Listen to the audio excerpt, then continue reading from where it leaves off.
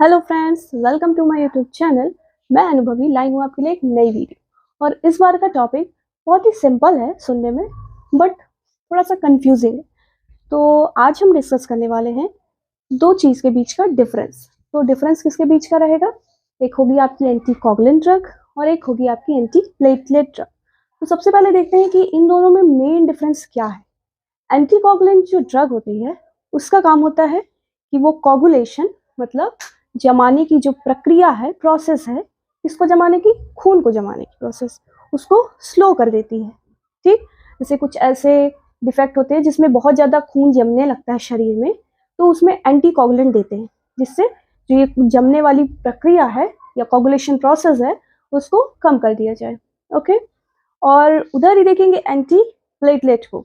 तो anti platelet drugs आपकी क्या होती है, जैसे नाम से ही पता चल रहा है, एंटी मीन्स अपोजिट, अगेंस्ट, और प्लेटलेट क्या है, जो आपके शरीर में या ब्लड में प्लेटलेट्स होते हैं। तो ये इनका काम क्या रहता है कि क्लॉट के बनने को ही कम कर देते हैं। एंटीकोगुलेंट क्या करेगा, कोगुलेशन के रेट को कम कर देगा, मतलब जमने की जो प्रोसेस उसको कम करेगा। और प्लेटलेट, एंटी प्लेटलेट क्या करेगी, प्लेटलेट के बनने को ही कम कर देगी। ये था मेन डिफरेंस।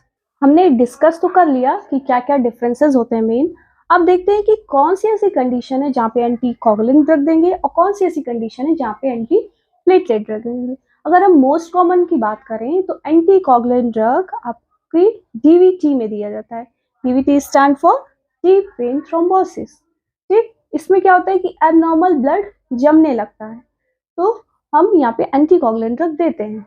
सबसे कॉमन कंडीशन यही है एंटी कोगुलेंट की, और भी कंडीशंस होती हैं, यहाँ पे हम कॉमन की बात कर रहे हैं। अगर एंटी प्लेटलेट ड्रग की बात करें तो वो ऐसी कंडीशन में दिया जाता है जहाँ पर किसी भी एक्सटर्नल या इंटरनल कंडीशन की वजह से क्लॉट फॉर्मेशन बहुत इसका ज़्यादा हो। मेन एग्जांपल होगा आपका स्ट्रोक।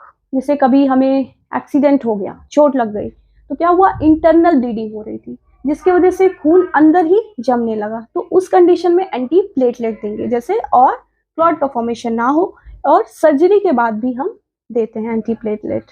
तो आई थिंक ये कंसेप्ट क्लियर हो गया होगा। डीवीटी जैसी कंडीशन में हम एंटीकोगुलेंट देंगे और स्ट्रोक और सर्जरी की कंडीशन में हम एंटी प्लेटलेट देंगे। अगर हम एग्जाम्पल की बात करें तो एंटीकोगुलेंट का एक बहुत ही कॉमन सा एग्जाम्पल है जो आपने हमेशा बार बार सुना होगा, वो क्या है, हैपरिन और वारफरिन। ये बहुत ही कॉमन सा नेम है जो हमें सुनने को मिलता है कि मोस्टली क्वेश्चन भी पूछे जाते हैं इससे कि कौन सी ऐसी एंटीकोगुलेंट ड्रग है जो प्रेगनेंसी में कॉन्ट्राइंडिकेटेड है, नहीं दिया जाता है, तो वहाँ पे हैपरिन और वारफरिन कॉमन है। अगर हम कुछ ऐसी ड्रग्स की बात करें जो सुनने में कुछ लोगों के लिए अनकॉमन है, तो वो हो जाएगी आपकी अपेक्साबेन, इडोक्साबेन, डेबिट्रान, एक्सेट्रा। तो ये हो गए आपके anti coagulant, anti platelet drug के एग्जांपल की बात करें तो एक बहुत ही कॉमन सा एंटी प्लेटलेट ड्रग हमें सुनने को मिलता है, वो होता है क्लोपिडोग्रिल, प्रसग्रिल, किलोस्टोजोल, डाइपैराडामोल। तो ये हो गए आपके एग्जांपल्स।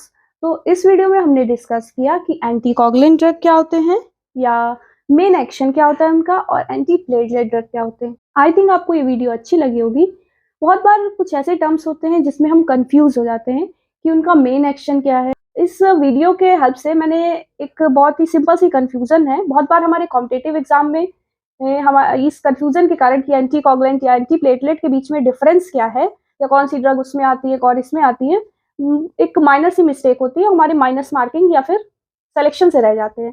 तो मुझे लगा कि ये इफेक्टिव होगा आपके अपकमिंग एग्जाम, जैसे आपके ESI, CUR, DSSB और भी काफ़ी एग्जाम्स आ रहे हैं, उसको ध्यान में रखते हुए मैंने ये वीडियो बनाया है। अगर आपने अभी तक लाइक नहीं किया तो लाइक कर दीजिए, और चैनल पे न्यू है तो सब्सक्राइब करिए जिससे और भी यूजफुल और कंटेंट वाली वीडियो आपको मिल सके। So thank you for watching my video till and.